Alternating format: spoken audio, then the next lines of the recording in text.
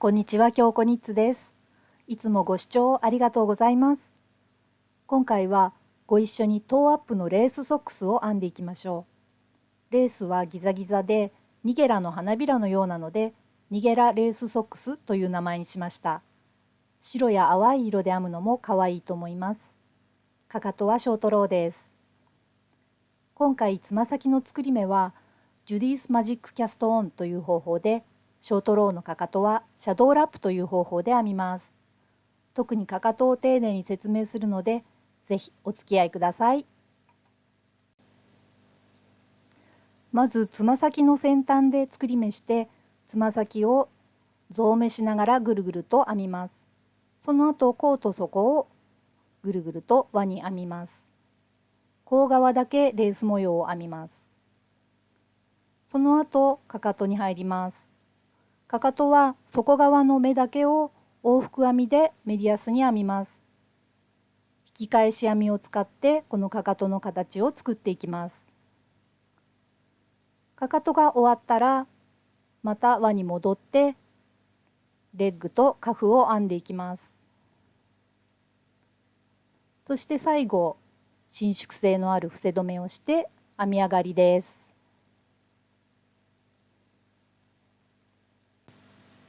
では編んでみましょう。引き続いて糸と針の説明をしていきますね。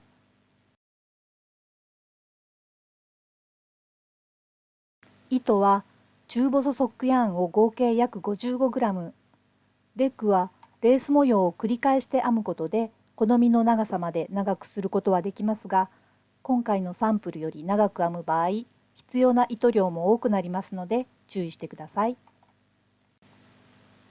今回一回りの目数が64目なので、好みや足のサイズ、編む手加減によって針サイズは指定のサイズから調節してくださいね。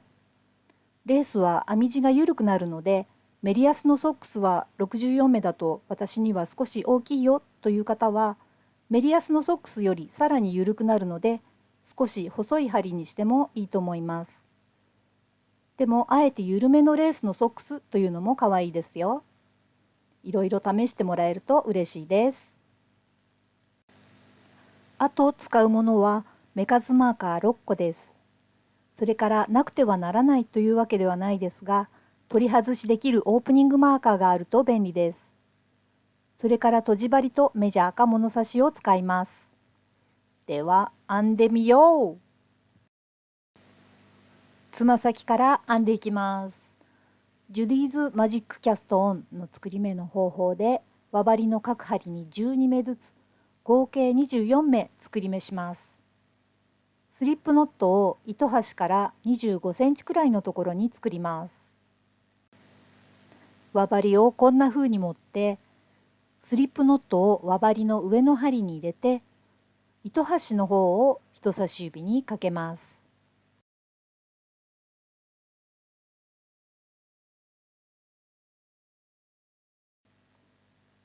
まず下の針に糸をかけます。この2目で1組目となります。全部で12組になるように糸をかけて目を作っていきます。上の針には親指の糸から、下の針には人差し指の糸からかけます。4組目になりますね。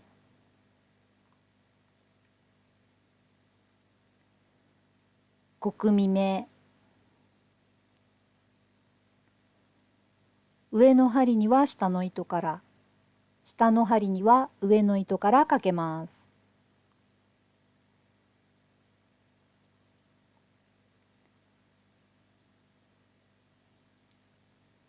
12組になるまでかけていきます。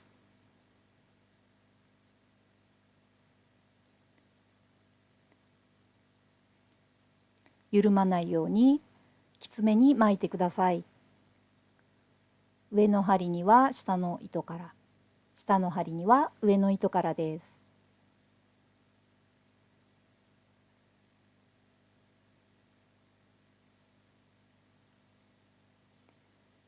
12組巻けましたね。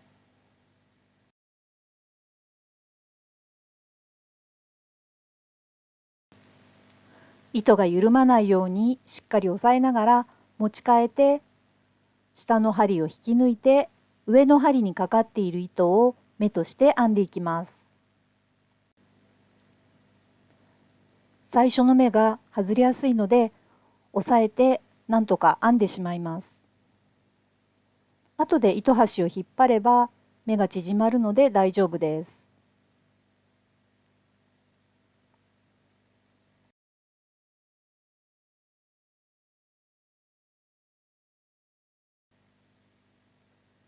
最初の1目が編めました。引き続いて残った目をすべて表目に編んでいきます。編みにくいので気をつけてゆっくり編んでいきます。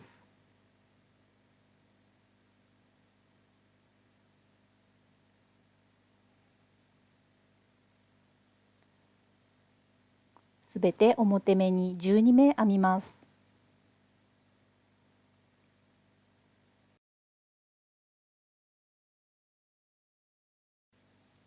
編めました。そしたらひっくり返して今コードにかかっている方の糸を目として編んでいきます。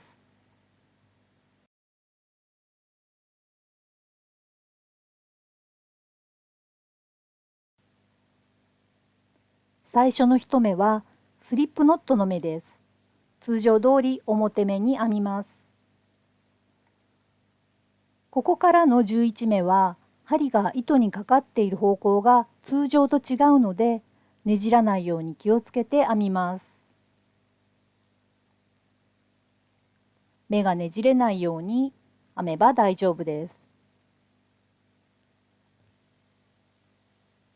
針にかかっている糸をすべて最後まで表目に編んでいきます。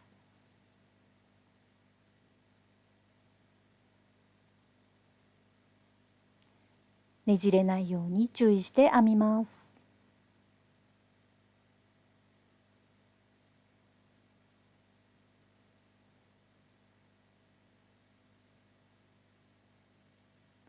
最後の1目編めましたね。これで作り目が完成です。各針に12目ずつ合計で24目作り目できました。さてここでこの動画内で使う図の紹介をしますね。画面の下の方に図を表示しています。一般的な日本のパターンである編み図は作品全体を一つの図として表しますが、この動画内では部分的な編み方をお伝えするために使う図をチャートと呼びます。まず最初の週では今2つの針にかかっている12目ずつ全部で24目をずっと表目に編みます。下のチャートはそのことを示しています。チャートは編み地を表側から見た状態を示していて、ブランクの四角は表目です。×2というのは12目を2回編むという意味です。矢印のある側から編みます。では実際に1周ずっと表目に編みます。表目に編んでいきます。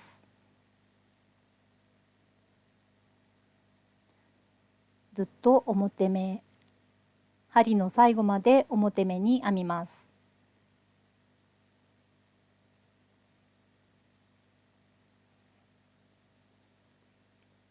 全部で12目になりますね。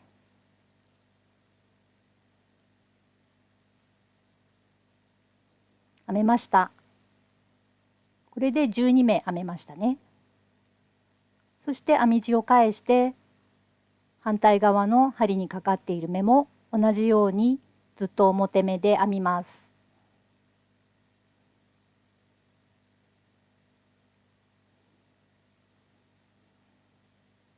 表目、次も表目、針の最後まで表目です。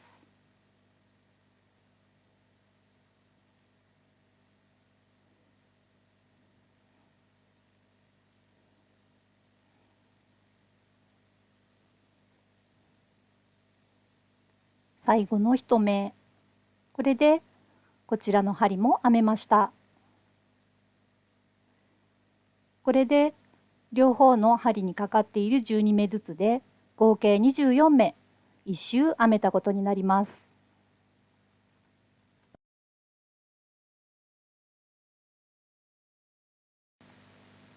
さてここから各針にかかっている目の両サイドで増やし目をしていきます。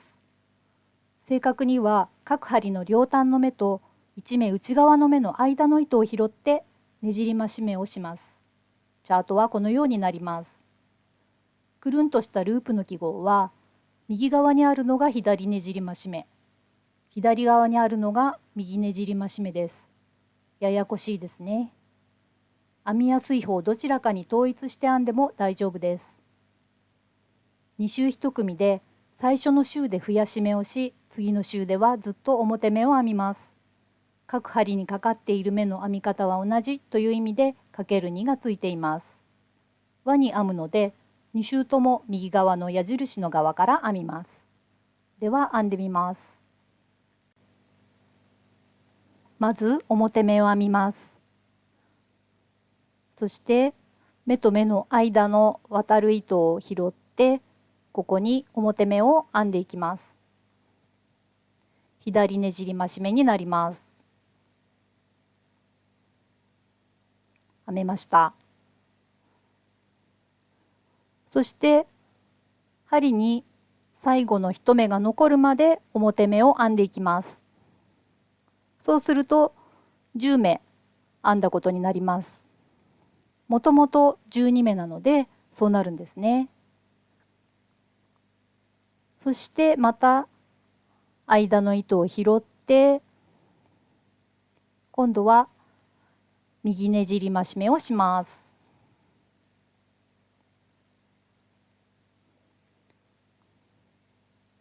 編めました。そして最後1目、これでこの針の目が編めましたね。14目になっています。反対側の目も同様に編みます。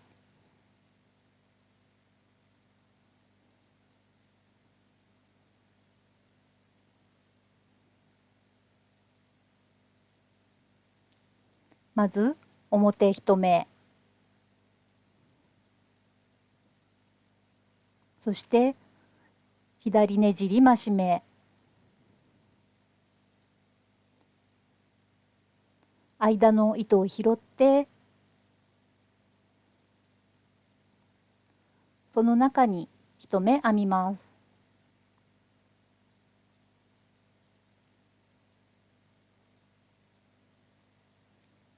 編めました。そして表目を最後1目残るところまで編みます。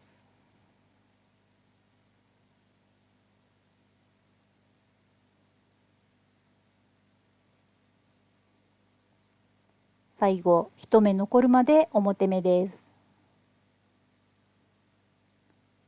そしてここで右ねじり増し目を編みます。間の糸を拾って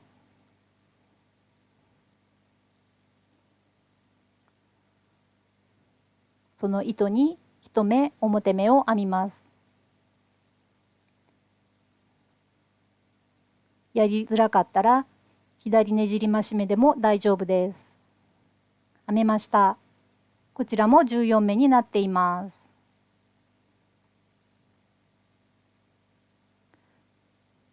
そして2周目、増やし目なしにずっと表目に編みます。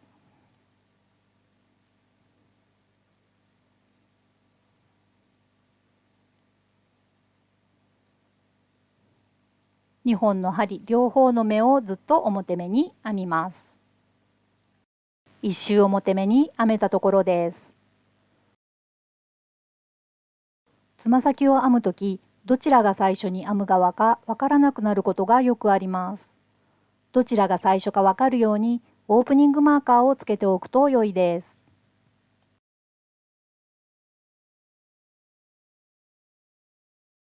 こんな感じですね。これで安心です。以降は今編んだ2周と同様に増やし目をする周、増やし目なしにずっと表目を編む周の2周のセットを各針にそれぞれ32目になるまで繰り返していきます。次の周を編んでみます。増やし目のある周ですね。まず表目を1目、そして左ねじり増し目、間の糸をすくってその中に表目を1目編んでいきます。編めました。そして針に1目残るところまで表目を編みます。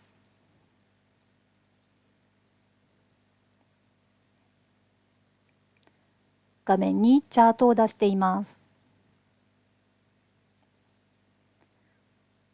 1目残るところまで編めました。そしたら右ねじり増し目、間の糸を拾ってその糸に表目を1目編んでいきます。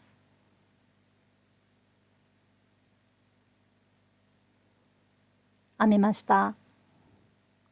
最後の1目、これで片方の針が編めました。今2目増えて16目になっています。反対側の針も同様に編みます。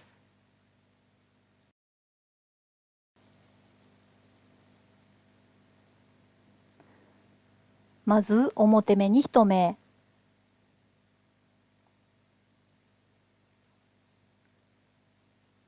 そして左ねじり増し目、間の糸をすくってその中に表目に編みます。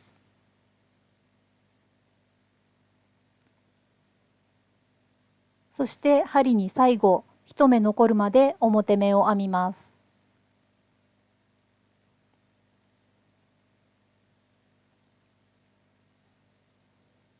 最後1目残るまで表目です。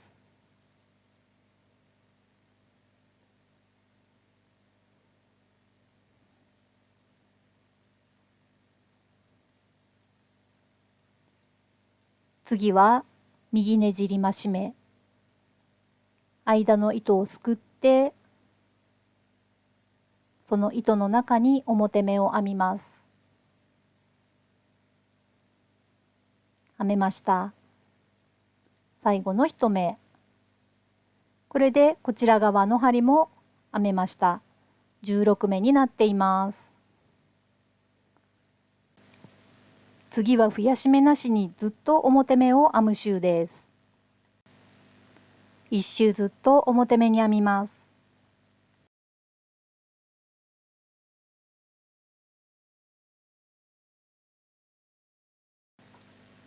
1周ずっと表目に編めたところです。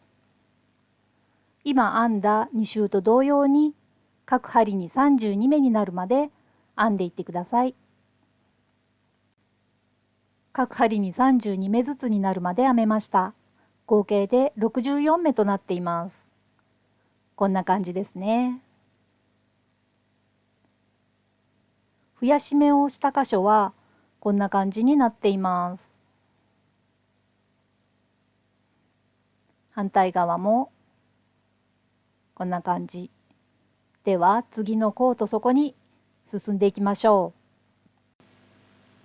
甲と底編んでいきましょう。まず完成したところを見てください。こんな感じになります。輪の前半を甲側、後半を底として編んでいきます。甲側はレース模様を編み、底側はメリヤスを編みます。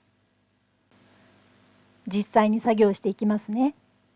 まず目数の設定をします。以降、輪の前半の目が甲側、後半の目が底側となります。今つま先を編み上げた状態で両方の針には32目となっています。この状態から後半の目の最初の1目をコードを通して前半の目と一緒にします。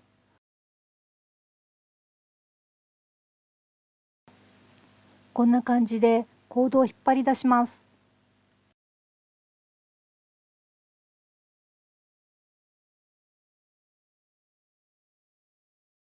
前半の甲側が33目、後半の底側が31目です。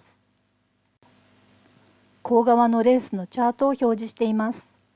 丸は掛け目、3本の線でできた記号は右上3目1度です。赤い四角は繰り返しを表していて、8目8周の模様です。この赤い四角を4回繰り返した後、表目を1目編むというのが甲側の模様となります。この模様は繰り返しの左に1目追加することで、アイレットが編み地の中で左右対称になる模様です。アイレットというのは掛け目の穴のことです。合計でちょうど33目になります。底側はすべての周で表目、メリヤスを編みます。ここでちょっと脱線して右上3目1度についてお伝えしたいことがあります。他の動画でも同じようにお伝えしているので、見る必要がなかったら次のタイムスタンプまでスキップしてくださいね。一般的に右上3目1度はこのように編む場合が多いかと思います。表目を編むように滑り目、左上2目1度のように2目を一度に編み、滑った目をかぶせる。こんな感じですね。実はというほどのことでもないのですが、私はこうやっていつも編んでいます。表目を編むように滑り目を2回、表目を編んで滑った2目を編んだ目にかぶせる。こんな感じです。これはこのようにも編めます。表目を編むように滑り目を3回、そして滑った目に左側から針を差し入れて、そのまま表目を編む。こんな感じですね。この方法だと間違えた時に解くのが簡単なんです。こんな感じですね。目のかかり方は逆になってしまうので、こう直したりするんですが、どちらでもお好みの方法で編んでみてください。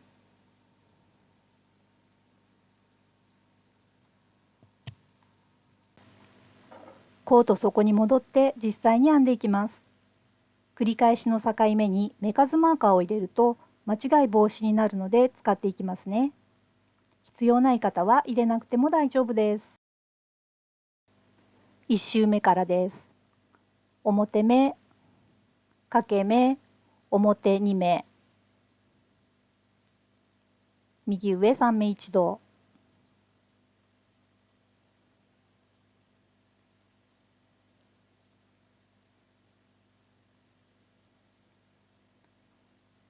次表目2目、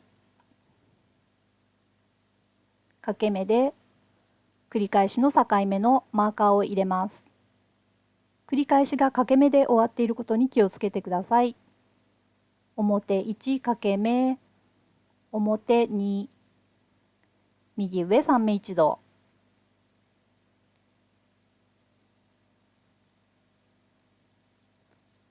そして表2目、掛け目でマーカーを入れます。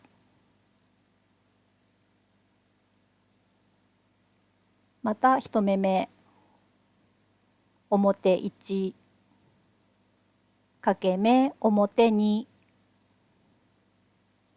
右上3目1度、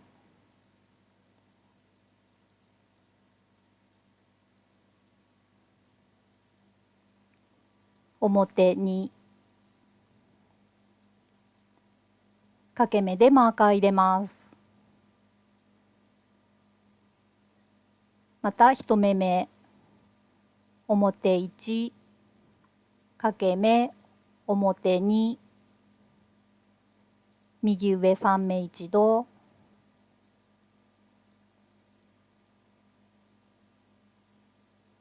表2、掛け目。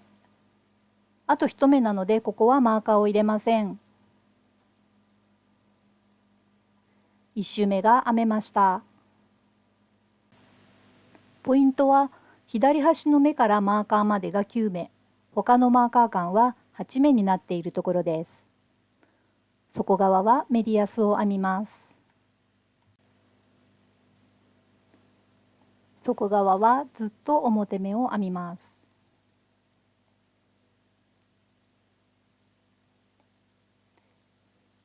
最初の目は引き締めると良いですね。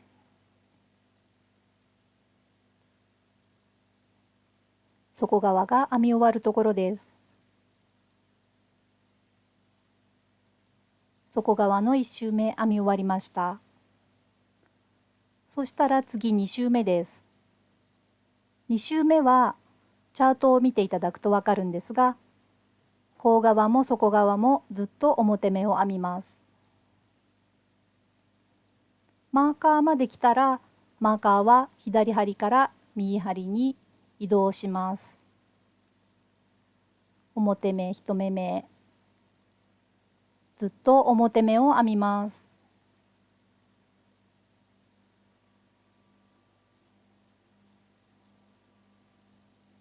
表目表目、マーカーまで来たら右針に移動して引き続き編み続けます。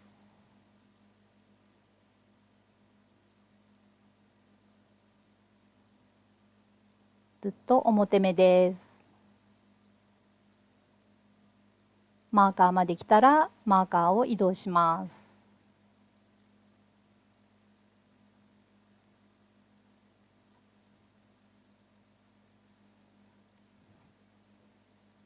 ずっと表目、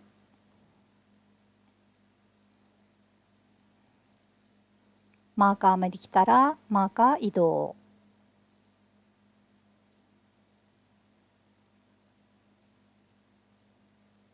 最後までずっと表目です。2周目ですね。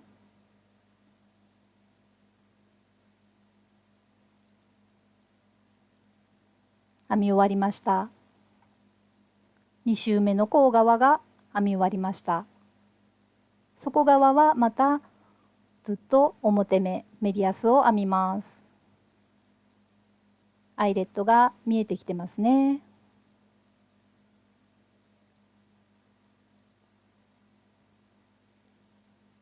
底側はメリヤスです。チャートに従って8周目まで編めました。こんな感じです。8周目まで編んだら、また1周目から繰り返して編みます。さて、甲と底をどのくらい編むかということなのですが、こうやってつま先の先端から測って、希望する完成底丈より 4.5 センチ短い長さになるまで編みます。なぜ 4.5 センチかというと、甲と底の後に編むかかとの長さが 4.5 センチになるからです。甲と底を編み足しながら時々測ると良いです。模様の途中で終わっても大丈夫ですが、2、4、6、8の偶数週で終わるようにします。これは引き続くかかとを編むときに関わってくるからです。では引き続きチャートに従って編んでいってください。希望の底丈引く 4.5 センチまで編めたところです。何模様目の何周目まで編んだか、アイレットの数を下から数えるとわかるのでメモしておくと良いです。私は8模様目の2周目まででした。7模様プラス2周ということです。ソックスはもう片方も同じに編みたいので、どのくらい編んだかメモしておいて、もう片方を編むときは長さを測るのではなく、メモしたところまで編むようにすると良いと思います。ではいよいよ次、かかとに入っていきましょう。いよいよかかとですね。気楽に編んでいきましょう。まず完成の形を見てくださいね。かかとは底側の目だけを往復に編みます。その間、甲側の目はコードに休めておきます。前半引き返し編みで編む目を減らしながら山形に編みます。後半は編む目を増やしながら編んでいきます。引き返し編みはシャドーラップの方法を使います。準備として甲側を1段編みます。甲の模様の引き続く周を編みます。甲をチャートのどの週まで編んだかは人によって違いますね。私はチャートの週2まで編んだので週3の模様を編みます。甲側を1段編みました。ここから底側の目を往復編みで編んでいきます。その間、甲側の目はコードに残して休めておきます。今回かかともチャートで説明してみます。チャートは分かりにくいという方は、編みながら動画と音声でも説明していきますので、見なくても大丈夫です。それからかかとはシャドーラップの方法で編んでいきますが、シャドーラップの方法は細かい部分でやり方がいくつかあるようです。今回は作業の手順を覚えやすい方法を選びました。もしいつもやっている方法と違うという方は、慣れている方法で編んでくださいね。これから編む2段のチャートです。下が表側を見て編む段、その上が裏側を見て編む段です。裏側を見て編む段はグレーにしています。M のような記号はシャドーラップの目を表しています。これは私が勝手に作った記号です。まず1段目を右側から表目で、最後の1目手前まで編んでいって、最後の1目をシャドーラップの目にします。その目を左針に残したまま編み地を返して、裏側を見て編み始めます。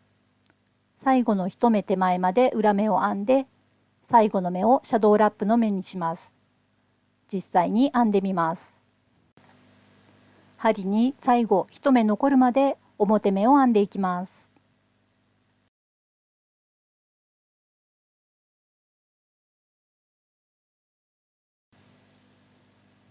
あと少しですね。あと2目。1目残すところまで編めました。そしたらシャドーラップをします。次の目の下の段の糸を右針で拾って左針にかけます。そしてその目を表目に編み、編んだ目を左針に戻します。これで出来上がり。このまま編み地を返します。そして今度は針に1目残るまで裏目を編んでいきます。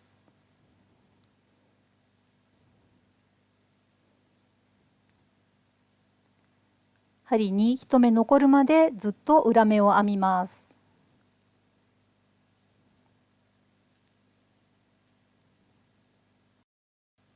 あと少しです。1目残るところまで編めました。そしたら裏目のシャドーラップです。次の目の前の段の糸を右針で拾い、左針にかけて、この目を裏目に編みます。ちょっとやりにくいですが、そして編んだ目を左針に移します。糸を手前に置いて移しますね。これで出来上がり。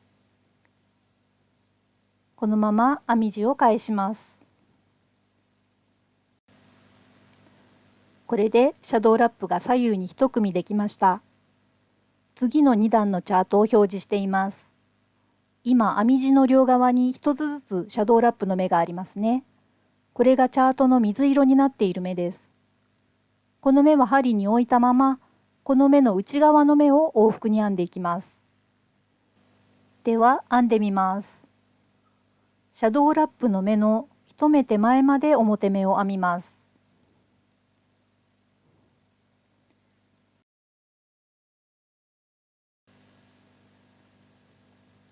あと少しです。シャドーラップの1目手前まで編めました。そして次の目の下の段、前の段の目を右針で拾って左針にかけ、その目を表目に編みます。編んだ目を左針に戻します。これで出来上がり。シャドーラップが2つ並んでいますね。そして編み地を返して、シャドーラップの目の1目手前、まで裏目を編みます。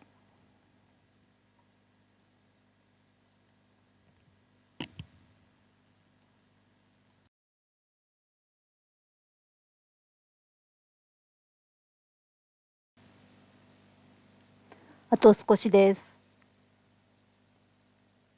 シャドーラップの1目手前まで編めました。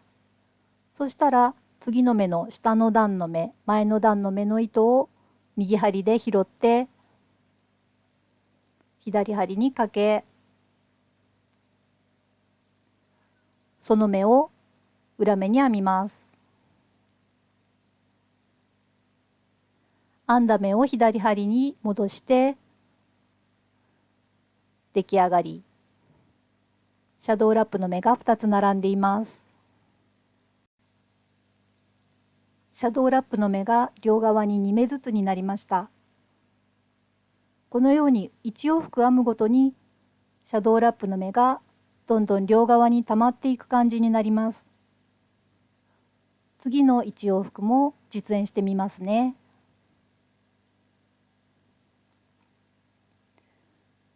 まずシャドーラップの目の1目手前まで表目を編みます。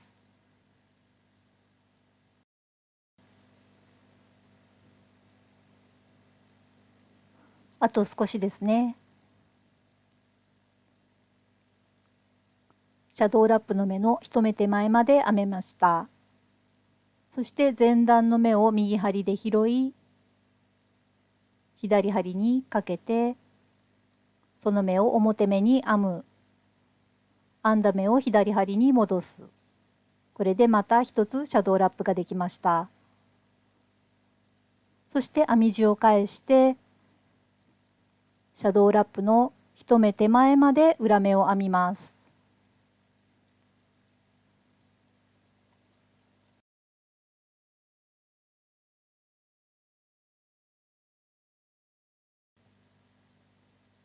あと少しのところまで編めました。シャドーラップの1目手前まで編めました。そうしたら次の目の下の段の糸を右針で拾います。次の目の下の段の目を右針で拾う。ちょっとやりにくいんですが、そして左針にその目をかけ、裏目に編みます。編んだ目を左針に戻してシャドーラップの出来上がり。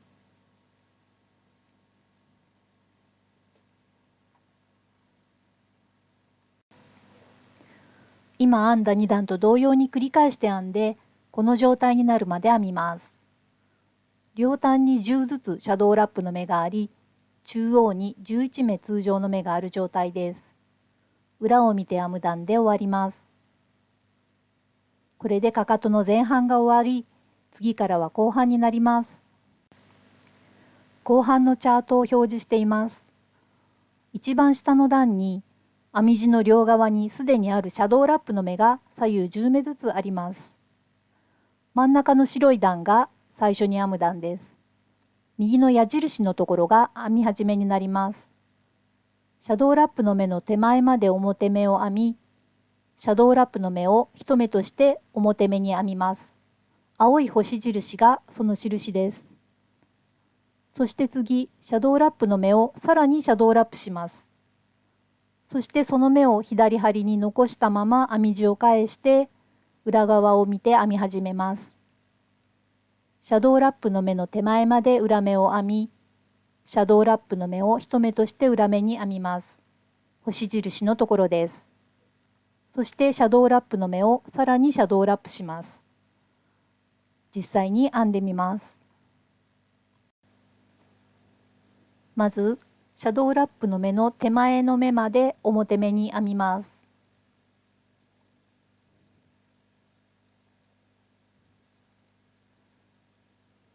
シャドーラップの目の手前まで表目です。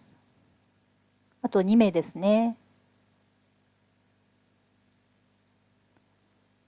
そうしたらシャドーラップのこの2つの糸を1目として編みます。編めました。そうしたら次、シャドーラップの目をさらにシャドーラップします。この糸を下から右針で持ち上げて左針にかけ、この目を表目に編みます。そして編んだ目を左針に移す。これで出来上がりです。そして編み地を返して、次はシャドーラップの目の手前まで裏目を編んでいきます。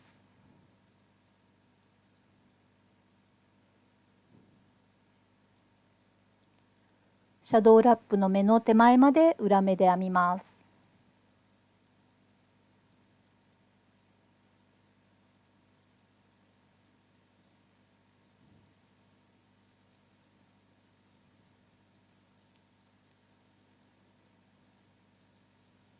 あと少し。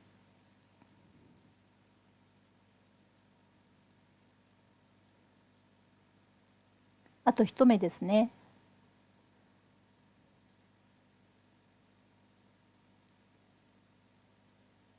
編めました。そうしたらシャドーラップの目を一目として裏目に編みます。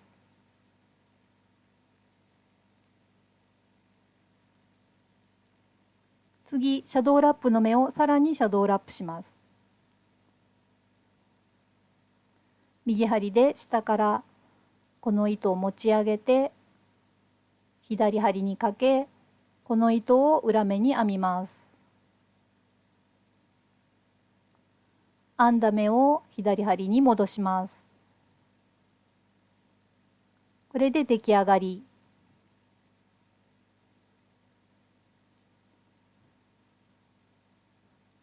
この2段を繰り返していきます。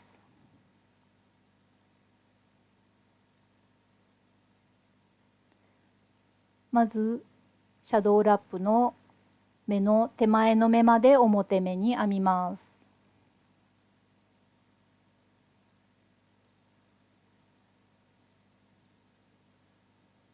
シャドーラップの目の手前まで表目です。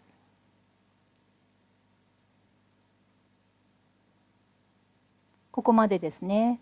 そしたらこの3本のシャドーラップを一目として編みます。目を落とさないように気をつけてください。そして次の目をさらにシャドーラップします。右針で糸を持ち上げて左針にかけ、その目を表目に編む。左針に目を戻して出来上がり。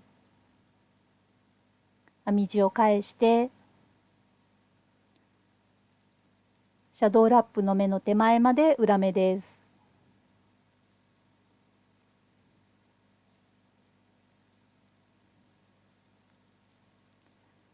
シャドーラップの目の手前まで裏目です。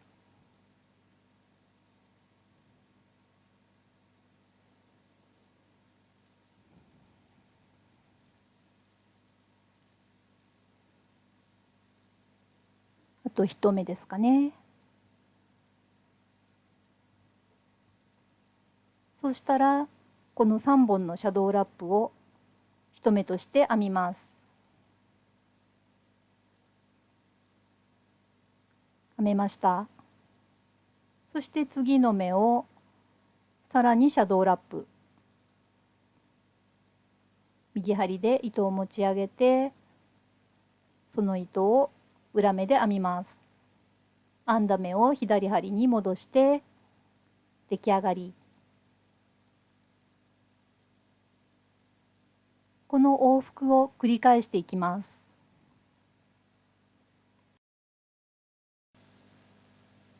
もう一往復実演しますね。まずシャドーラップの目の手前まで表目。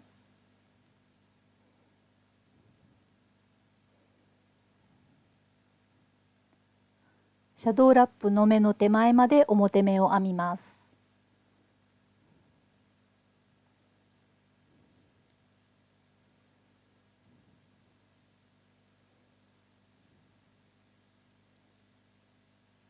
編めましたね。そうしたらシャドーラップの目を一目として表目に編みます。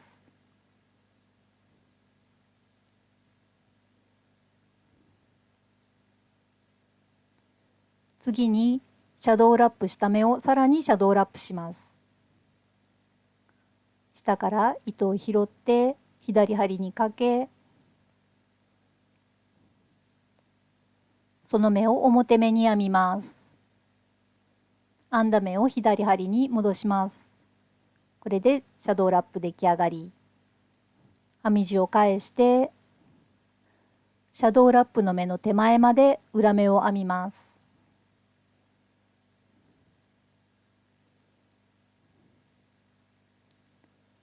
シャドーラップの目の手前まで裏目です。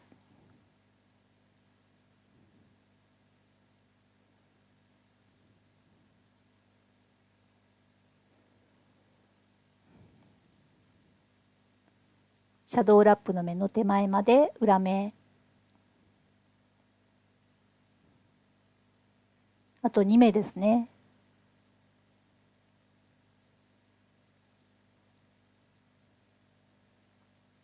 編めました。そうしたらシャドーラップの目を一目として裏目に編みます。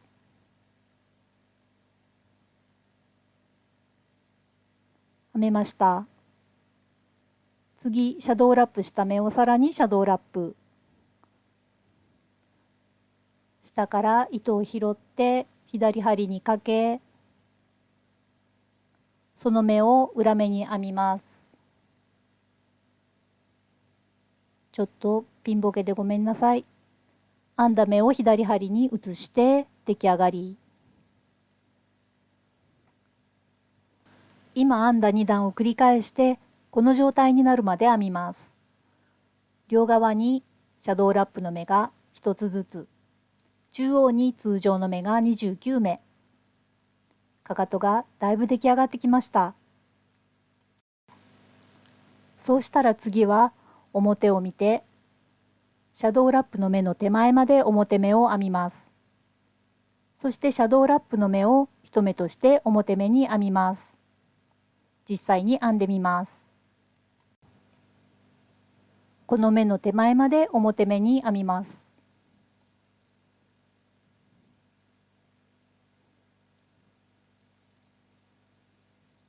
シャドーラップの目の手前まで表目です。あと少しですね。あと2目。シャドーラップの手前まで編めました。そしたらこの目を一目として編みます。編めました。かかとがほぼ出来上がりました。あとまだ一つシャドーラップの目が残っていますよね。かかとの終了処理としてここから甲側の目も入れて輪に一周編んでこのシャドーラップの目を一目として編んでいきます。甲側の目は表目を編む周になっているはずなのでずっと表目に編みます。外側の目、最初の目がシャドーラップです。これを一目として編みます。あとは最後まで表目です。では編んでいきます。甲側の目です。ずっと表目に編みます。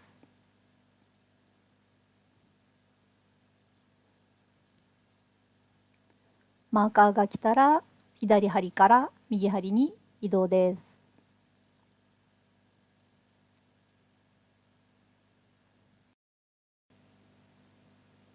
甲側の目が編めたところです。編み地を返してかかと側を編みます。最初の目がシャドーラップの目になっています。この目を一目として編みます。編みにくくて苦戦してますが、シャドーラップの目を一目として表目に編みます。編めましたね。そしたら引き締めて、あとはずっと表目に編みます。針の最後まで表目に編みます。針の最後まで表目に編めました。かかと完成です。シャドーラップの引き返し編みは糸がたっぷり使われているので、隙間なくむっちりしていい感じですね。お疲れ様でした。では次、レッグに参りましょう。ではレッグを編みます。レッグはこのまま引き続いて輪に編みます。まず目数の設定をします。両方の針に32目ずつとなるように、甲側の最後の目をコードを通してかかと側の目と一緒にします。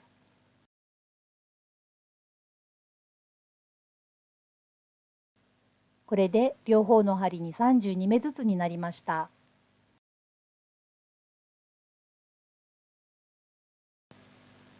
レッグのチャートを表示しています。甲の模様と同じですが、レッグではかかと側にも模様を編みます。チャートの模様を8回繰り返して編みます。甲側で4回、かかと側で4回です。編んできた模様に引き続く週から編み始めてくださいね。私の場合、今週4まで編んでいるので、週5から編みます。甲側にはすでに模様の繰り返しの境目にマーカーが入っていますね。かかと側を編むときにも入れていきます。最初の週を編んだところです。私の場合、週5を編んだところになります。かかと側にもマーカーを入れました。気をつけることとして、このレッグの場合、週1と週3で掛け目で模様が終わるので、針の境目でも掛け目をすることになります。1、3、5、7の奇数週を編んだ後は目数を確認すると良いです。もし掛け目を忘れていることに気づいたら、次の週で目の間の糸を拾って掛け目を作っちゃってください。チャートの週8まで編んだら、チャートをあと2回週1から繰り返します。週8で終わります。画像はそこまで編んだ状態です。好みでもっと何度も繰り返してもいいですが、週8で終わるようにすると模様の切りがいいので綺麗に仕上がります。レッグを長く編むと使用糸量も増えるので気をつけてくださいね。動画は駆け足になってしまっていますが、どうぞゆっくり編んでくださいね。次はカフに入ります。カフを編みましょう。カフはねじり目1目、裏目1目のゴム編みを合計で10周編みます。ねじり目、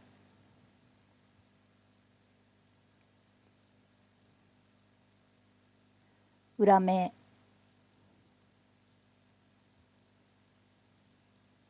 ねじり目、裏目、これを続けます。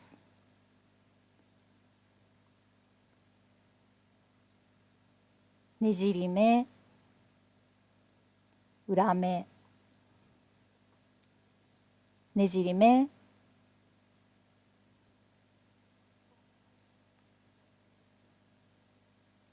裏目、マーカーがあったら取り除きます。同じようにずっとまずは1周ねじり目裏目を編んでいきます。こんな感じですね。1周編めました。こんな感じになっています。裏目のポコポコが見えていますね。ここで1周目の1目目にオープニングマーカーをつけておきます。こうしておくとゴム編みの周数を数えるのが楽になります。引き続きあと9周ねじり目裏目のゴム編みを編んでいきます。好みの長さまで長く編む場合はやっぱり糸量が増えるので気をつけましょ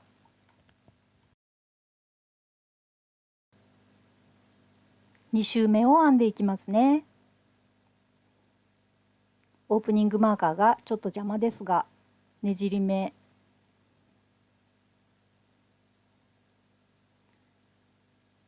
裏目、ねじり目、裏目、ねじり目、裏目、ねじり目、裏目、こんな感じで10周目まで編んでいきます。10周目まで編めました。オープニングマーカーをつけた周が1なので、10周目まで編めたかどうか正確に数えられます。もうこのマーカーは取り除いて大丈夫です。あと編むのは伏せ止めだけです。次に行きましょう。さて、あとは伏せ目するだけです。伸縮性のある伏せ目の方法を使っていきます。ジュディさんの驚くほど伸縮性のある伏せ止めという方法です。まず、周の最初に隙間ができやすいので、このように目を移動します。作業する箇所が針の境目にならないようにしたいので、こんな感じで目を移動します。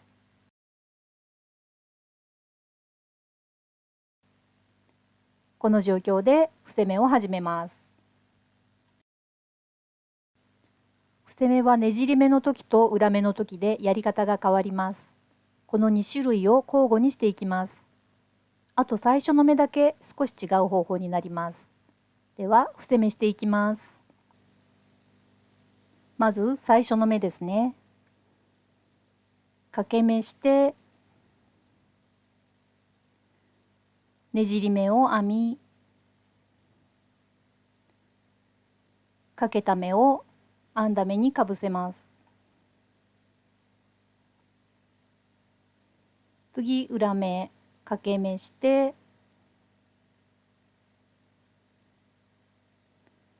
裏目を編み、かけた目とその次の目を編んだ目にかぶせます。次ねじり目かけ目してねじり目を編み、かけた目とその次の目を編んだ目にかぶせる。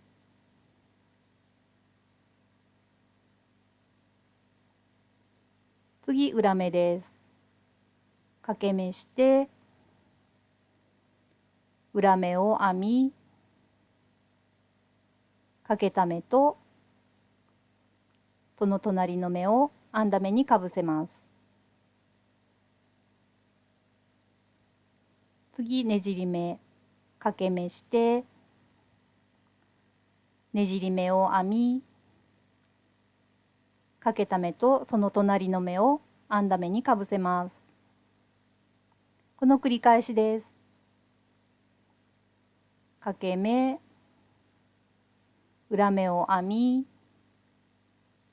かけた目とその隣の目を編んだ目にかぶせる。かけ目ねじり目を編み、かけた目とその隣の目を編んだ目にかぶせる。次裏目かけ目して裏目を編み、かけた目とその隣の目を編んだ目にかぶせる。かけ目ねじり目かけた目とその隣の目を編んだ目にかぶせる。かけ目裏目を編み、かけた目と隣の目を編んだ目にかぶせる。あと一目ですね。かけ目ねじり目かけた目と隣の目を編んだ目にかぶせる。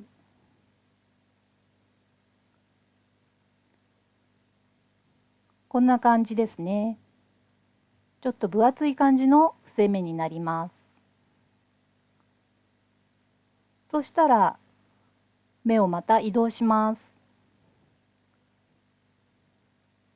こんな感じで作業しやすいように目を設定してください。これで引き続き最後の一目まで伏せ目していきます。ちょっと大変ですが頑張りましょう。一周伏せ目し終わりました。結構大変でしたよね。お疲れ様でした。そうしたら糸端を少し残して糸をカットします。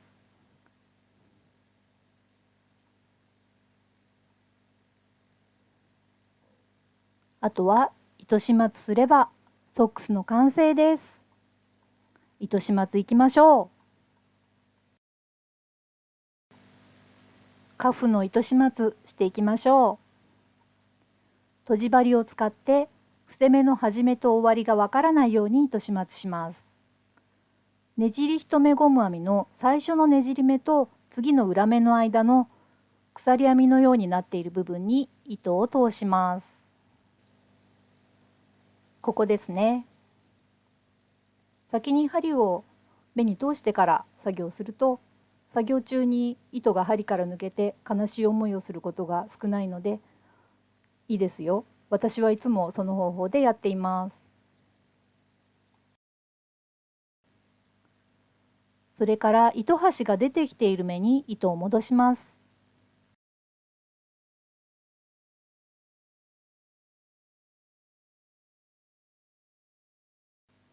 これでどこが継ぎ目かわからなくなりました。あとは糸端を編み地に入れていきます。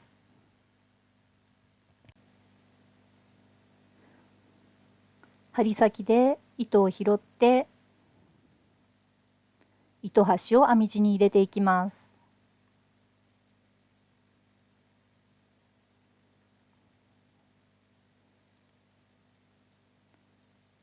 針の先で糸を拾っていきます。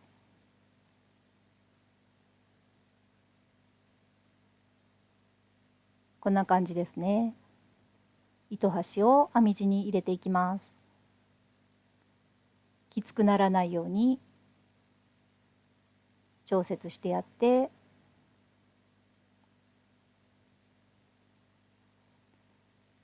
こんな感じ。そして方向を変えて糸を入れていきます。また針先で糸を拾っていきます。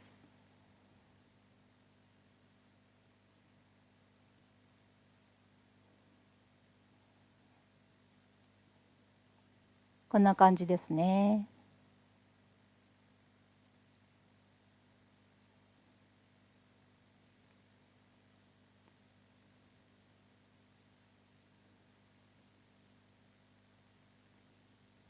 糸端を編み地に入れます。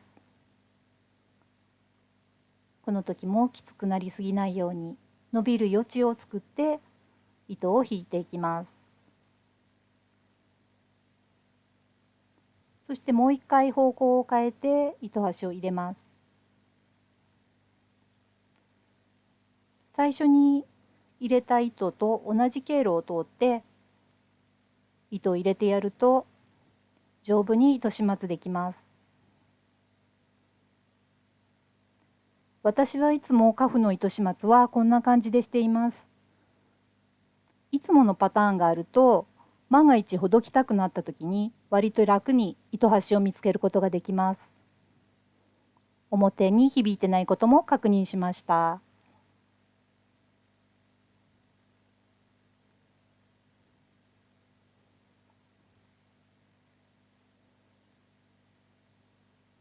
糸を入れて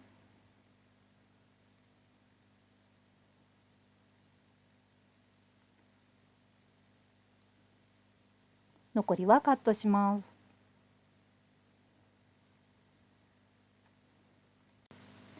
きれいに糸始末できました。あとはつま先の糸始末が残っていますね。表に響かないよう後からずれたりしないように糸始末してください。レースのソックス出来上がりました。もう片方も頑張って編んでくださいね。長い動画に最後までお付き合いくださってどうもありがとうございました。